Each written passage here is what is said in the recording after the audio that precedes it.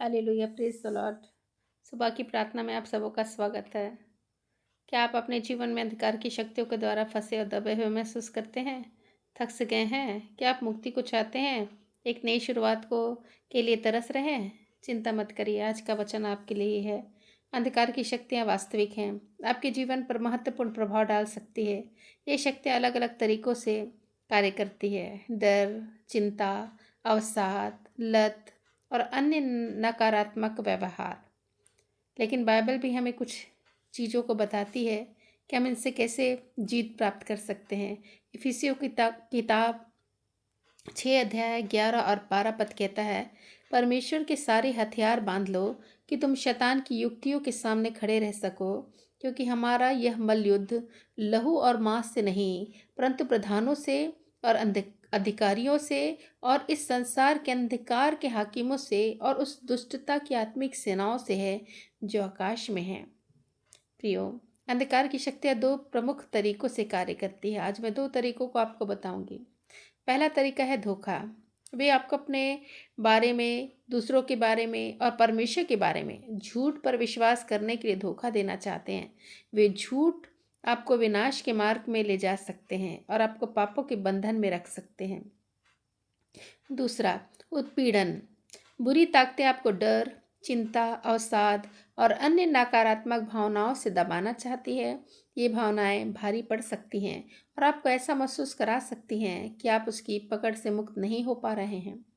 आपके जीवन पर अंधकार की शक्तियों का प्रभाव।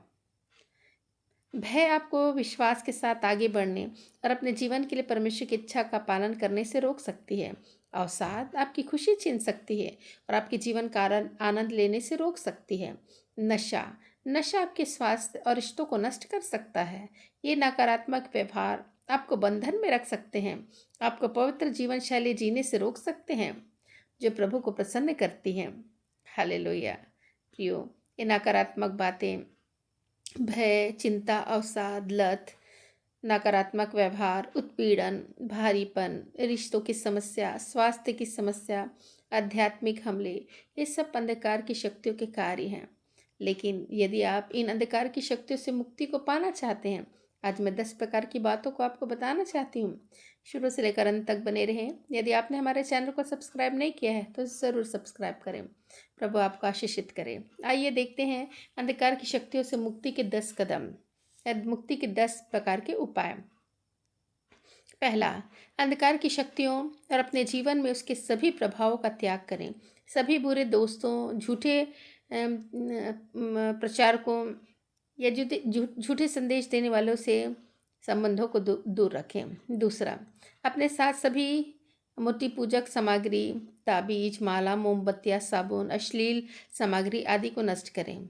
तीसरा, अपने कमरे में खुद को बंद कर लें और पूरे दिल से अपने पापों को स्वीकार करें और ईश्वर से माफ़ी मांगे। पवित्र आत्मा को अपने अंदर कार्य करने के लिए आमंत्रित करें। चौथा, अपने आप को और दूसरों को किसी भी चोट या घाव के लिए क्षमा करें और आप अपने बंधनों से आज़ाद होंगे। पांचवा, दिन और मध्य रात्रि में आने वाली प्रार्थनाओं पर अधिक जोर दिया जा सकता है, अर्थात आप मध्य रात्रि और दिन की प्रार्थनाओं में ज़्यादा से ज़्यादा सहभागी हों। छठवां, यदि आपके पास कार्य दिवस के दौरान एकांत में प्रार्थना करने के लिए कुछ खाली दिन हो तो उपवास करना बहुत आवश्यक है। हालेलुया। सातवां, हर घंटे बाइबल पढ़ें, क्योंकि पवित्र शास्त्र पर ध्यान लगाना मुक्ति के लिए शक्तिशाली है। आठवां, आपको बाइबल में यीशु मसीह के निर्देशों के अनुसार जीने के लिए उत्सुक होना है। परमेश्वर के नियमों के प्रति, उसकी आज्ञाकारिता के प्रति निश्चित रूप से आप लोगों को शामिल होना है, आज्ञाकारी होना है। नौवां, हमेशा अच्छा ईसाई आराधना संगीत सुने आप, क्योंकि आपका मन ईश्वरीय अभिव्यक्तियों के साथ सक्रिय होना चाहिए। 10वां, यदि आपको आध्यात्मिक सलाह की आवश्यकता हो तो आध्यात्मिक सलाह के लिए परमेश्वर के सेवकों से मिले, जो पैसों के लिए पीछे नहीं भागते, परंतु संपूर्ण मन से परमेश्वर पर भरोसा रख के कार्य करते हैं। आज 10 तरीकों को हमने जाना और हम जान गए कि किस रीति से हम इन अंधकार की शक्तियों से आज़ाद हो सकते हैं। कुछ बाइबल के वचनों को पर भी हम ध्यान दें। दूसरा तिमुथियुस 1:7 कहता है, क्योंकि परमेश्वर ने हमें भय की नहीं परंतु सामर्थ, प्रेम और संयम की आत्मा दी है। अर्थात हमें डरने की जरूरत नहीं है, क्योंकि परमेश्वर ने हमें भय की आत्मा दी ही नहीं है। प्रभु का वचन कहता है यूहन्ना 10:10 में, चोर किसी और काम के लिए नहीं परंतु चोरी करने, घात करने और नाश करने के लिए आता है। मैं इसलिए आया कि वे जीवन पाएं और बहुतायत से पाएं। इसलिए प्रियो, हमें अपना भरोसा परमेश्वर पर रखना है, जो जीवन देने वाला परमेश्वर, जो बहुतायत से हमें जीवन दे सकता है।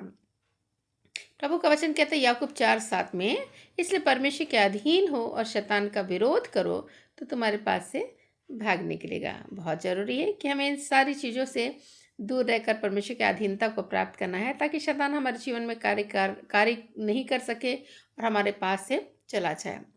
रोमियो की किताब 12 उसका 2 कहता है, संसार के सदृश्य न बनो परंतु तुम्हारी बुद्धि के नए हो जाने से तुम्हारा चाल चलन भी बदलता जाए, जिसे तुम परमेश्वर की भली भावती अस्थित इच्छा अनुभव से मालूम करते रहो। इन वचनों का निरंतर प्रोक्लेमेशन जारी रखें, घोषणा करें, ताकि आपके जीवन में हर एक डर, भय, चिंता दूर हो जाए और परमेश्वर की उन सारी प्रतिज्ञाओं पर भरोसा करें जो परमेश्वर कहता है, मत डर, मैं तेरे साथ हूँ। हमेशा परमेश्वर को अपने साथ रखें, अपने अंदर महसूस करें और इन सारी पाप भरी बातों से बचाव को प्राप्त करें, सारी अंधकार की बातों से बचाव को प्राप्त करें। आप कर सकते हैं, क्योंकि आप परमेश्वर की संतान है। परमेश्वर ने हमें वचन के द्वारा आशीषित किया है, वो हमारे साथ हमें छोड़ा नहीं, त्यागा नहीं, क्योंकि उसका वचन कहता है मैं तुझे कभी ना छोड़ूंगा न कभी त्यागूंगा। इसलिए प्रियो, निराश ना हो, चिंता ना करें, भय ना खाएं, नकारात्मक बातों को ना सोचें, परंतु परमेश्वर पर भरोसा रखें, ताकि आपके आने वाला जीवन, आने वाला भविष्य उज्जवल हो सके और परमेश्वर आप लोगों को आशीषित कर सके। इस प्रकार से हम निरंतर परमेश्वर को याद करते हुए, इस पर भरोसा रखते हुए अपने जीवन में सारी अंधकार की शक्ति से बचाव को प्राप्त करेंगे। हालेलुया। प्रभु आप लोगों को आशीषित करे। आमीन।